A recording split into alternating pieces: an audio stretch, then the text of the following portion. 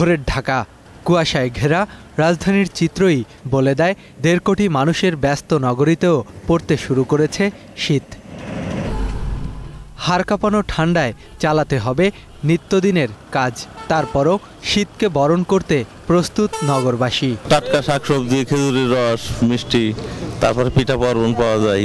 আর এই সময় নতুন ধান ওঠে না, এই জন্য শীতের এটা ভালো লাগে। শীতকে ভালোই লাগে কারণ পরিশ্রম করা যায়। ঢাকাতে এত ঘনবসতির কারণে ঢাকাতে শীত অত অনুভব হয় না। ঠান্ডা মোটামুটি আছে, আর কুয়াশা সকাল ৮টা পর্যন্ত থাকে। তাই তো এরই মধ্যে ভিড় জমেছে গরম কাপড়ের দোকানগুলোতে। কেনা বেচাও বেশ। ঠান্ডাটা একটু পড়লে বেচা কেনাটা একটু ভালো হবে। দামটা একটু বেশি চাইতেছে। হ্যাঁ, শীতের জন্য ফ্যামিলির জন্য নিছি, আমার জন্য নিছি, অনেকগুলো মার্কেটিং করছি।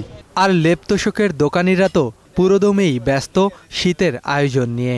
আগের থেকে শীত তুলনায় এখন কাম বেশি, শীতের ভিতরে বেশি বিক্রি হয়, লেপটা বেশি চলে এবং তোশকটা। নগর জীবনে শীতের আমেজ গ্রামের মতো তেমনটা না হলেও রাতের ঢাকায় মোড়ে মোড়ে জেগে ওঠা মৌসুমি পিঠার দোকানে আড্ডার মজাটাই আলাদা। শীতকাল পড়ছে তো এখন দেখা যাচ্ছে চিতল পিঠা আর ভাপা পিঠা খেতে খাওয়ার জন্য এখানে আসি। বাসায় সেই সময়টা হয়ে ওঠে না যে তৈরি করব, যার কারণে এখান থেকে খাওয়া। অন্যদিকে শীত নিবারণে আগুনের আশ্রয়ে রাজধানীর ছিন্নমূল মানুষ। এই কয়েকদিন আগে হইতে ঠান্ডা পড়তে আছে, আগুন জ্বালাইলো। এদিকে আবহাওয়া অফিস দিচ্ছে শৈত্যপ্রবাহের সতর্কবার্তা। ডিসেম্বর মাসে 2টা শৈত্যপ্রবাহ হবে, জানুয়ারি মাসে 3টা শৈত্যপ্রবাহ হতে পারে, একটা সিভিয়ার শৈত্যপ্রবাহ হতে পারে। শীত কারো কারো জন্য উপভোগের বিষয় হলেও কষ্টের হয়ে যায় খেটে খাওয়া এই বস্তির মানুষগুলোর জন্য। আর এই শীতে সমাজের উচ্চবিত্তরা সহযোগিতার হাত বাড়িয়ে দেবে এমনটাই প্রত্যাশা তাদের।